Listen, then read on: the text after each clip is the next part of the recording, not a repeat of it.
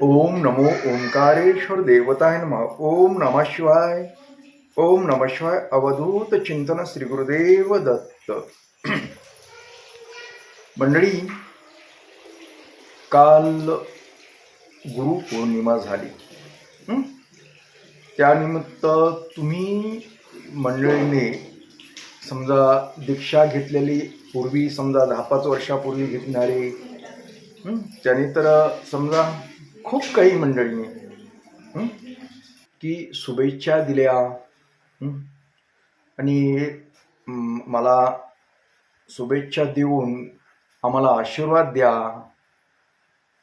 असे पण मेसेज केले, कोणी फोन केले, ज्यांना जमन तसं काल मला मेसेज शुभेच्छाचे आशीर्वादासाठी मेसेज केले, फोन केले. या सर्वांचे मी आज आभार मानतो, धन्यवाद देतो. ज्यांना आशीर्वादाची अपेक्षा होती त्यांना मी आशीर्वाद देतो. तुम्ही सुखी, समाधानी, आनंदी राहावं, तुम्हाला चांगल्या प्रकारे आरोग्य लाभावं, आशीर्वाद देऊन तुमच्यासाठी प्रार्थना करतो. तुम्ही म्हणाल काल झालं, मग आज तुम्ही एवढं उशिरा कसं काय सांगायला? हो मंडळी, कारण काल काय झालं होतं, परवाच्या दिवशी मला रात्री जवळजवळ झोपायला 1:30 वाजला होता. कारण कुणाकुणाच्या पूजा होत्या, कुणाला दीक्षा घ्यायची होती, ऑनलाईन दीक्षा काही जणांना द्यायची होती, त्याचं निवेदन लावणं. त्यानंतर काल सकाळपासून समजा दीक्षा घेण्यासाठी, गुरुमंत्र घेण्यासाठी चालू होतं, समजा कार्यक्रम चालू होते. आता एकाच वेळी सगळेच नाही, पण टप्प्याटप्प्यानं 1, 2, 4, 10, 5 असं जसं जमन तसं मी दिवसभर ठेवलं होतं चालू.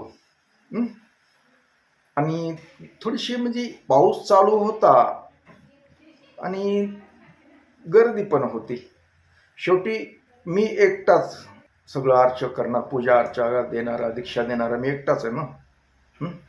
मग मलाच पाहावं लागतं ते. त्याच्यामुळं मी खूप दमलो होतो. मला जवळजवळ 5 वाजले पूर्ण कार्यक्रम ते संपायला. 5 जास्त बी झाले असते, पण पाऊस चालू झाला जास्तच. कोणाची परगावून मंडळी आली होती, काही दीक्षा घेण्यासाठी आली होती, काही पूर्वी दीक्षा घेतली होती त्यांनी, खूप लांबून मी आली होती. इकडे समजा कर्नाटक सीमा आहे तिकडून आली होती, बॉर्डरीहून. पुन्हा इकडे समजा इकडे संभाजीनगर कडून आली होती, दूरहून आलेली होती मंडळी. त्यांनी पूर्वी काही दीक्षा घेतल्या होत्या, पण माझ्या दर्शनासाठी समजा आली होती. त्याच्यामुळे सगळ्यांना थोडं थोडं बोलणं, त्यांना काही पूजा त्यांची करणं, त्यांना आशीर्वाद देणं, अशा गोष्टीमध्ये पूर्ण दिवस माझा हा सकाळपासून जवळजवळ 5 वाजेपर्यंत गेला. तर अशा पद्धतीने कालची ही जी गुरुपौर्णिमा ही चांगल्या प्रकारे साजरी झाली. थोडक्यात साजरी म्हणजे लोकांची होती, बरेच हालचाल होती. माझ्या मानाने भरपूर तसा मोठा काही कार्यक्रम असा वगैरे काही नव्हता, पण ते दीक्षा घेण्याचा कार्यक्रम होता. दीक्षा दिल्या जात होती, गुरुमंत्र दिला जात होता पूजा करून त्यांना.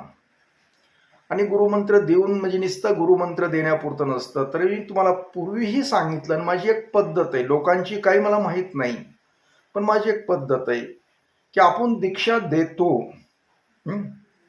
गुरुमंत्र देतो, म्हणजे गुरुमंत्र ही गुरुपौर्णिमेपुरताच न राहता तो गुरुमंत्र दिल्यानंतर आपण गुरु म्हणून त्यांच्या पाठीशी राहणं, आयुष्यभर त्यांच्या पाठीशी राहून त्यांच्या काही अडीअडचणी असतील, काही समस्या असतील, ज्या आपल्याला सोडवता येतात, जे मला ते काम करता येतं, ते काम मी करावं.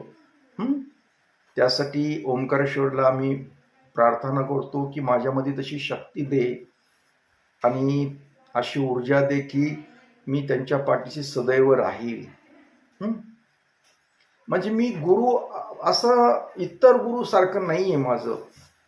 समजा दैवी काय असेल ते असेल, की मला वाटतं की आपण गुरु झालो म्हणजे एक आपलं नातं आहे चांगलं, आणि ते नातं टिकून राहावं.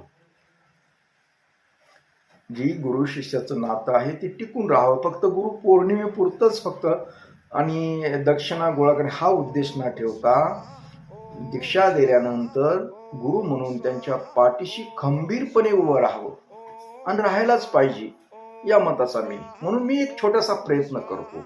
मला सगळं जमतं असंही नाही काही.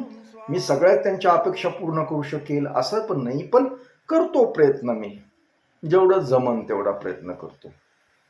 तर त्याच्यामुळे मला प्रत्येकाला दीक्षा दिल्यानंतर, गुरुमंत्र दिल्यानंतर मी प्रार्थना, शपथ वगैरे घेतो ओंकारेश्वर चरणी की बाबा मी यांच्या पाठीशी राहणार आहे,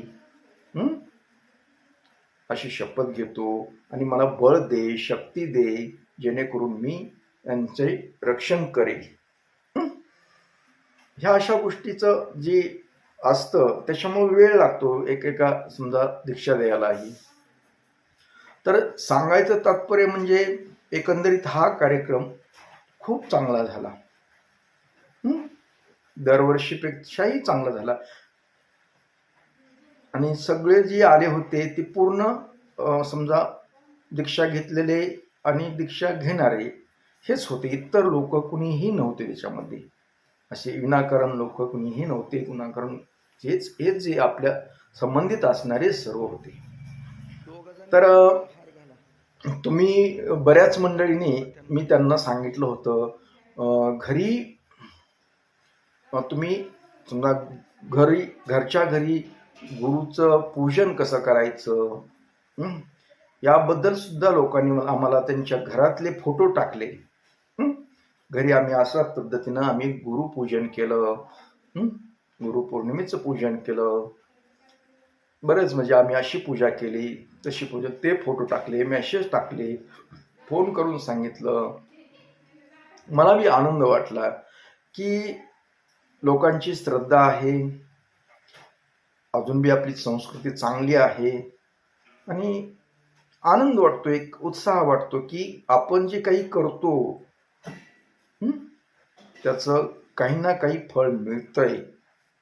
कारण बऱ्याच जणांना अलीकडल्या काही लोकांना तर गुरुपौर्णिमा म्हणजेच नेमकं काय माहित नाही, गुरु म्हणजे काय. काही जणांचं मत वेगवेगळं संबंधित आहे. काहींचं ही गुरु की आपले हे शिकवणं हेच गुरुच्या हेच असतंय, प्रत्येकाचं वेगळं. आता हे आम्ही धार्मिक गुरु आहेत, आध्यात्मिक गुरु आहेत. प्रत्येक गुरु म्हणजे याच्यात वेगळे असतं. कुणी तुमची शिक्षण घेतणाऱ्यातले गुरु असतात, कुणी तुम्ही एखादी कला शिकवली त्यातील गुरु असतात, कुणी योगा शिकवतं ते बी गुरुच आहेत. म्हणजे असे शिकवणारे गुरु ते पण ते तात्पुरते काही ठराविक कालावधीसाठी असतात ना. आता तुम्ही समजा शाळा शिकत होता तोपर्यंत ते गुरु वेगळे, तुम्ही 4वी-5वीचे ते गुरु वेगळे, त्यानंतर कॉलेजचे गुरु वेगळे झाले, काही तुम्ही टेक्निकल काही शिकला असेल त्याचे गुरु वेगळे झाले. पुढे तुम्ही ऑफिसमध्ये काही समजा तुम्हाला कामाचं काही संदर्भ शिकवत असतील ते पण गुरु येतच आहे, पण काही कालावधीसाठी. पण तसं आमचं नाही. आम्ही हे एकदा दीक्षा घेतल्यानंतर हे तुमच्या आयुष्यभराचे गुरु असतो. हा फरक आहे त्याच्यामध्ये.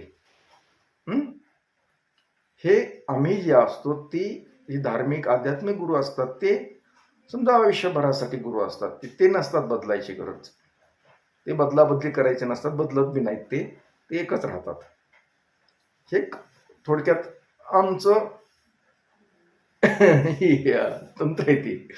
तर असं जाऊ द्या, त्याबद्दल नाहीत गप्पा मारायच्या. फक्त तुम्हाला वाटू नये की आम्ही गुरुपौर्णिमा समजा तुम्हाला शुभेच्छा दिला, तुम्ही प्रत्युत्तर बी दिलं नाही. काही जणांना दिलं, काही जणांना देता आलं नाही मला, म्हणून मी आजचा हा व्हिडिओ टाकतोय. बऱ्याच जणांचे मिळालेत मला मेसेज, फोन वगैरे झालेले. तर पण काही जणांना समजा मेसेज टाकून बी मला शुभेच्छा देऊन बी मला त्यांना रिप्लाय देता आला नाही. यांच्यासाठी मी आजच्या ह्या व्हिडिओद्वारे रिप्लाय देतो की तुम्ही मला शुभेच्छा पाठवल्या, त्याबद्दल मी तुमचा खूप खूप धन्यवाद मानतो आणि तुम्हाला आशीर्वाद पण देतो गुरु ह्या नात्याने. तर आता ज्यांनी दीक्षा घेतलेली होती त्यांना गुरुमंत्र मी मेसेजद्वारे ऑडिओद्वारे पाठवलेलाच आहे. ज्यांना समजा ऑनलाईन काही नेटवर्क पाऊस असल्यामुळे नेटवर्क व्यवस्थित नव्हतं, त्याच्यामुळं डायरेक्ट नाही करता आलं मला काही गोष्टी, तर मी पाठवलं. जर ज्यांना कुणाला जर गुरुमंत्र वगैरे मी ऑनलाईन दिलेला भेटला नसेल, तर तुम्ही मला मेसेज करून सांगा, कारण तुम्ही यादीप्रमाणे मी तुमची पूजा वगैरे सर्व गोष्टी केलेल्या होत्या. पण तुम्हाला जर तुमच्यापर्यंत मला पोहोचता आलं नसेल, अगर तुमचं माझ्यापर्यंत काही नेटवर्कमुळे झालं नसेल, तर तुम्ही मला परत मेसेज करून सांगा की आम्हाला तुमचा गुरुमंत्र वगैरे भेटला नाही, मिळाला नाही, तर मी परत तुम्हाला समजा रिटर्न पाठवतो तो मेसेज, अथवा फोन करून सांगेल तुम्हाला. फक्त मला मेसेज करा की आम्हाला मिळाला नाही म्हणून. तर असो, मी सर्वांचे आभार मानतो आणि आजचा हा कार्यक्रम इथेच थांबवतो. परत भेटणारच आहे पुढच्या कार्यक्रमात. तोपर्यंत मंडळी, ओम नमः शिवाय. जय हिंद, जय भारत. सुखी राहा आणि समाधानी राहा.